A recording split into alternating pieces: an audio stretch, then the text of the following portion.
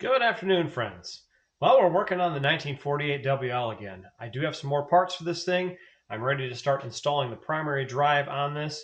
I've got new parts, new springs from 45 Restoration, a set of new ball bearings, and some other miscellaneous things. So I figured we'd get into at least putting this together today. I do not have the proper tools. Unfortunately, I don't have the clutch hub tool for this.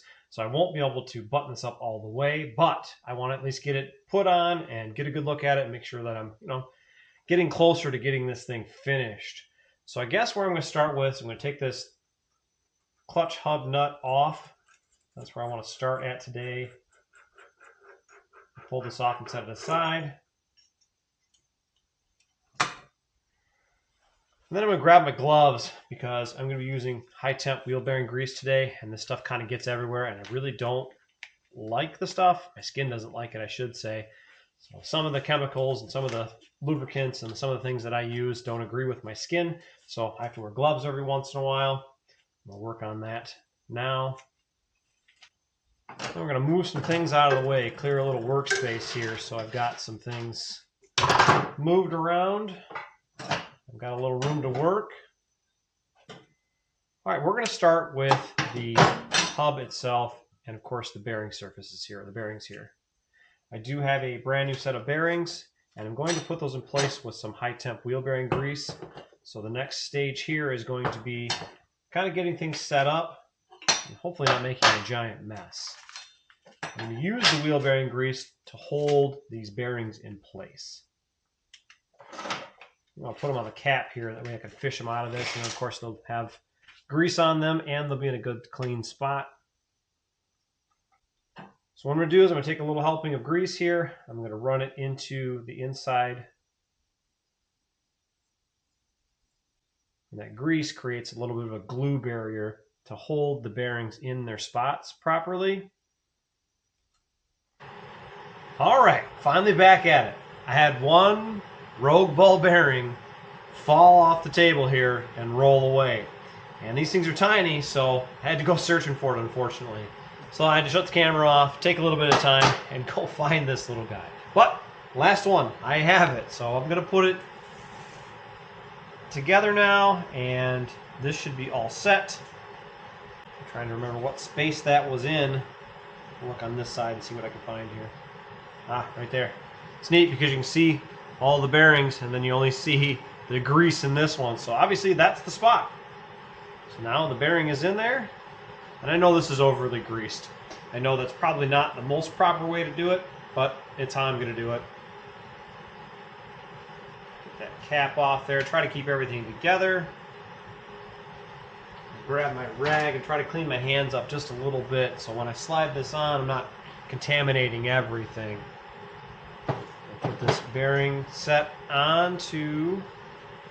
These things are kind of a bugger because they're all ball bearings and they're all kind of in their own little spaces, and they fit how they fit. All right, I have that in place. I'm going to clean this up quite a bit. I'm going to wipe away a lot of this grease. I don't need it all on there. I need some on there, obviously, but I don't need it all on there. I don't need it making a giant mess inside this primary. So I'm going to clean this up just a little bit.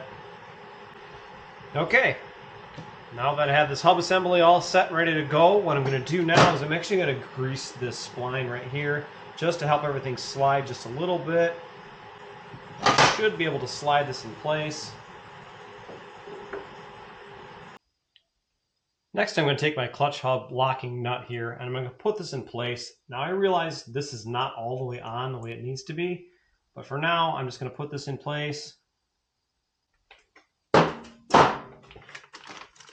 Now I'm going to dig out my primary chain here. I'm going to throw it onto the clutch hub or the clutch basket. With the transmission all the way forward, I'm going to attempt to slip on the clutch basket and the primary chain over the front sprocket if I can, all in one shot. We'll see if this will work. I believe it'll work. I should have enough room, I think. That fits really well. Obviously, I need to adjust the transmission back so I can get my primary chain adjusted properly. And this is where I'm going to stop for today, so we'll catch you back pretty soon. I need to get my clutch hub tool in so I can actually lock this in place, and then I can put my primary drive all together and then button this thing up. So stay tuned. We'll be back with you soon. Good afternoon, friends. Another afternoon in the shop, more parts in for the 48WL, so that means I'm working on it. Recently, I connected with 45 Restorations. I've been buying a ton of parts for this bike from them. I've been very pleased with them, and actually, I made reference to them in a couple of videos. And Abe Starr, actually, there's his card there, and I'll put the link in the description below, saw my video and thanked me for, recommending them. And I do. I highly recommend them. Honestly, they've got everything. If you're looking for specific parts and pieces, individual screws, nuts, bolts, findings, whatnot, they've got it all. And they ship super fast, and their customer service is bar none, top notch, just fantastic. Anyway, Abe sent me a nice little letter. So I saw your video and thanked me for giving me a shout out. I was talking about 3D printing a battery box. Well, Abe was kind enough to actually send me a steel insert for my battery box. So I'm going to use this. I was going to 3D print one, but he said, based on, batteries and leakage and things like that, I could potentially have problems with, the 3D printed housing and, falling apart from battery acid. So he sent me this steel insert, which I'm going to use now. Sent me a cool little can. It's a V-twin can or whatnot. That's up on the front showcase, so I'm showing that off. I know I kind of made some reference to the things that I had gotten from them in a couple of my shorts videos, but I wanted to show it in this video today. Recommend them again. I will put their link in the description below, so if you need parts for your 45 that you're working on, they've got tons, and they'd be the place I would recommend shopping at. One of the tools I was missing was the clutch hub nut tool for 45. I didn't have one of these, so I ordered that from 45 Restoration, along with a couple of other things. I needed a few of the wrenches, and honestly, I have to say that having the right tools makes all the difference. Getting those intake nuts adjusted properly and having a wrench that fits in there works great. So I do have these as well. But we're going to finish up this primary today. So I have the nut in place here, and this is torqued to specs. This is ready to rock and roll. Now we're going to go ahead and put the clutch plates on, and then we're going to try to button up this primary today. All right, I've got my set of fiber plates here. These are a new old stock set, so they were wrapped up in some sort of a plastic. I think they were a WLA style fiber plates, so I believe they'll work for what I'm doing here. They had some Cosmoline type stuff on them, so they were kind of gross, honestly, but I've cleaned them up, scuffed them up, and they should, I think they're going to work well.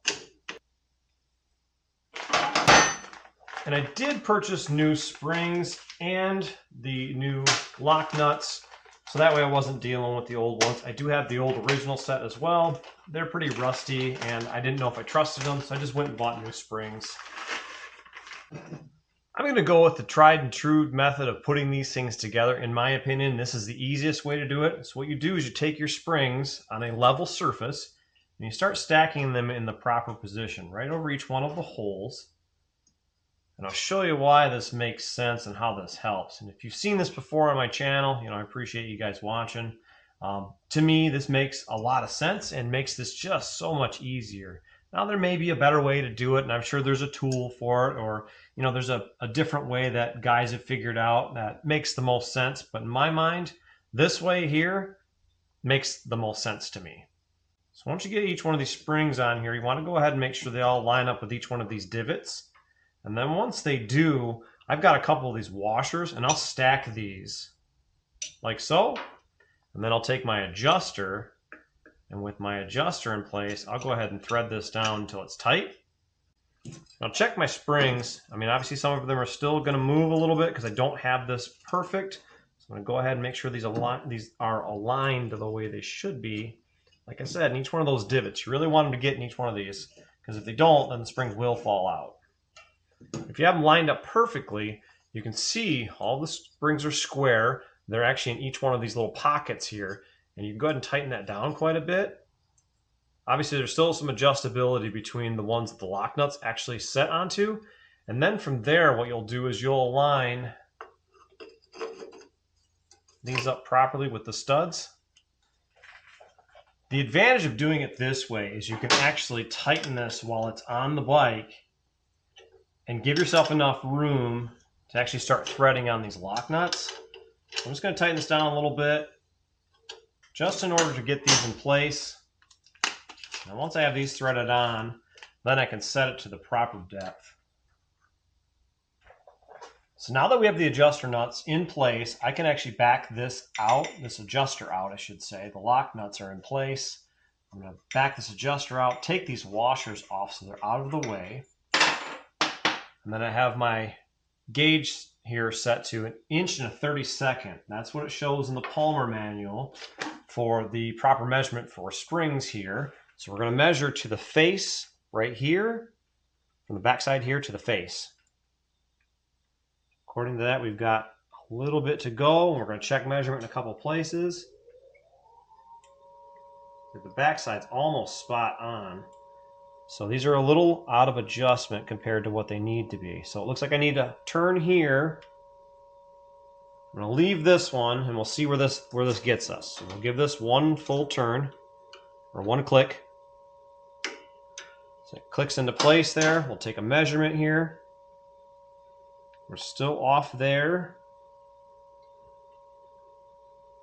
We're really close still there.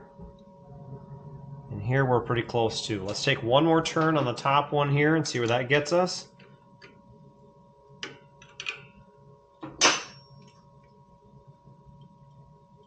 Getting closer.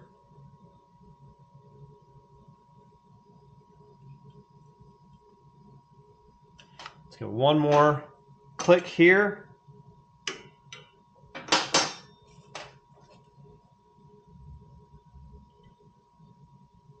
I think that evens up these two, which it does. Let's see about this one. It's even as well.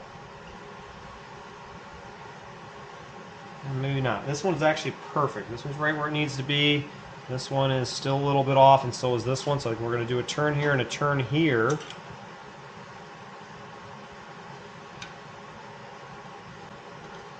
That might be perfect.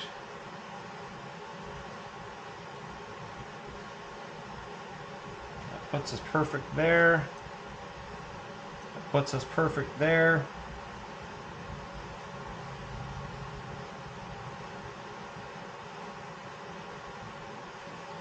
I think I'm going to leave that. This stud does stick out a little further than the other two, but around, if you measure this, so the flat to the back side of the plate here, and it's perfect. Well, maybe not. Maybe underneath it's not. Okay. Second guessing myself here. That might be the ticket.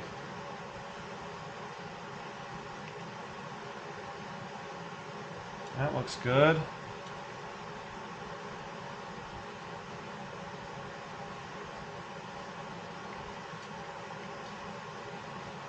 I could use a half a turn more.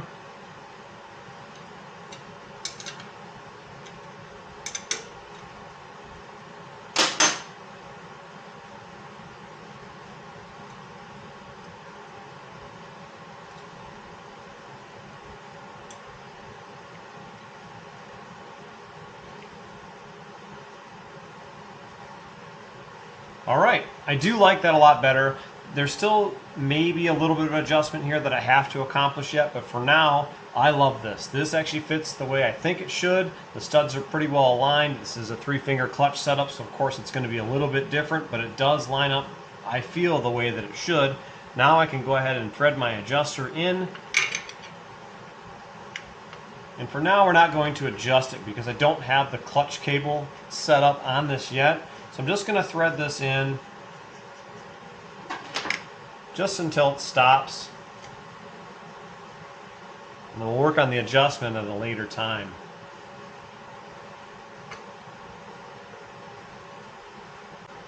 All right, that's good enough for now. So with this setup done here, I know there's a little adjustment in the chain here. It's really not that bad. I haven't adjusted the play on the bottom and the top yet. Something I will do eventually, but for now I'm going to go ahead and button up the outer primary cover and then get this floorboard mount and rocker clutch set up on and in place. Now with the outer primary cover on, I do have it tightened down. I'm not putting the cotter pin in just yet. I may have to remove this yet. I'm not exactly sure, but for now, I don't want to finalize those details. I also don't have the clutch adjuster cover here. I need to order one of those. It looks like I'm missing a screw for the inspection cover. But for now, we're going to go ahead and we're going to get this rocker clutch installed and then work on getting the floorboard put onto this side. Actually, I'm jumping the gun here a little bit. I'm not ready to put this setup on yet because I do have my generator back. Now, a quick little shout out. I had this generator rebuilt. This is a 32E. I had it rebuilt to 12 volt. Now, I sent this off to Rob at Retrocycle, and in less than a week, he had this complete thing rebuilt and back to me. And I specified that I wanted it to look rough. I didn't want it refinished. I didn't want it cleaned. I didn't want any of that stuff. I wanted it to look like it did so it matches the rest of the bike. And these guys did a killer job. This thing, I mean, it looks awesome. And it's 12 volt. So I'm super stoked about that. If you're looking for a 12 volt option that has the stock look, I would highly, highly recommend Retrocycle. Like I said, sent this thing out and in less than a week, I had it back. Now, one of the things I am missing on this bike is a generator strap. So I'm actually not even ready to put this in just yet because I do not have a generator strap. So I'm going to have to order one of those next. I do believe I need some hardware. Looking at this front mount here, there's a space or a gap here where the mount, the rocker clutch mount, does not seem to fit properly. So I'm not sure if there's a washer or something that goes on there. Some sort of, I'm not sure what it would be, spacer or something. So I'm going to have to look that up. I have to dig through my book and see what I've got and what I need. So this is really as far as I can go for today. So we're going to order more parts again. And once I get those in, we'll make another video installing this stuff. You know, it's kind of one of those things as I'm working through these parts and getting things put on, you know, you run into the issues of, oh my gosh, I'm missing this, or oh my gosh, I'm missing that. And that's where I'm at today. I knew I was missing that strap and I hadn't had it for a long time, but I didn't think about it until I wanted to install the generator. And I don't have an extra one. I have an extra motor sitting over here, so I wanted to look at that real quick to see if I had the generator strap. But I do not, and I don't have one on my big twin flathead either. So it looks like maybe I need to order a couple of these things. Well, friends, this is it for today. I'm actually going to go ahead and end this video here. I'm going to process it and get it uploaded. I know it's been a little while since I've put out a good video. So it's time. It's time to kind of update you guys on this. Obviously, as you can see, we've got the primary cover on now. Got the primary guts all installed, so I'm super stoked about that. I know some adjusting I need to do in there. I need to get my clutch cable installed. I need to buy oil lines. There's parts I need for this thing, so I'm gonna have to get a list together and get a hold of 45 Restorations again and have them send me more stuff. Well, I'm trying to end this video and I'm running into the same issues I used to have with my old GoPro. My Insta360 is just shutting off and I get a warning message. This thing's too hot, it needs to cool off. Are you guys having problems with these things too? I had that problem all the time with my old GoPro. That thing overheated every time I used it. Didn't matter if I was outdoors, indoors, where I was going, whatnot, it always overheated and shut off. I buy new memory cards. I've got quite a few of these things in the rotation. So I don't know if that's the issue or if it's a formatting issue or if there's an update I'm missing or what. Man, oh man, I'm telling you what, these cameras and the technology, spend good money on these things, and they just, I don't know, they give up. Anyway, I'm going to end this video here. I'm not going to get as much done as I'd hoped to today, unfortunately, but I'm going to get on and order some parts soon. I'd like to say thanks again to Abe over at 45 Restorations and to Rob at Retrocycle for getting these things done. If you guys need parts from either one of those, the link will be in the description below. Please feel free to hit them up, buy all your parts, say hi for me. I'm not sponsored by any of these guys or anything like that. I just like their stuff. And, if I find something that I like to share it with you guys so you can, utilize their talents and skills and, warehouses as well. I guess that's it for me today. I don't have anything else I'm going to work on with this bike, so on to the next project, right? I appreciate you guys sticking till the end of the video. If you like the video, hit that like button. I really appreciate it. If you haven't subscribed to the channel yet, please subscribe. I'm building this channel as we go, and I appreciate the subscriptions that I do have, and of course I want to continue to move that needle along. I'd like to turn this into another little business, so if you guys haven't subscribed yet and you like what I'm doing, hit that subscribe button. Of course, you got comments, questions, all that good stuff, please feel free to drop them below. I love the correspondence. I've had some great conversations with you all, and I really am grateful for that. It impacts my life in a positive way, and I'm thankful for that. I don't get to talk to people every day, so I talk to you guys on the camera, so it's really nice to be able to, speak to some different strangers or whatnot on mine. Well, friends, I've rambled enough. Thanks again. We'll catch you next time.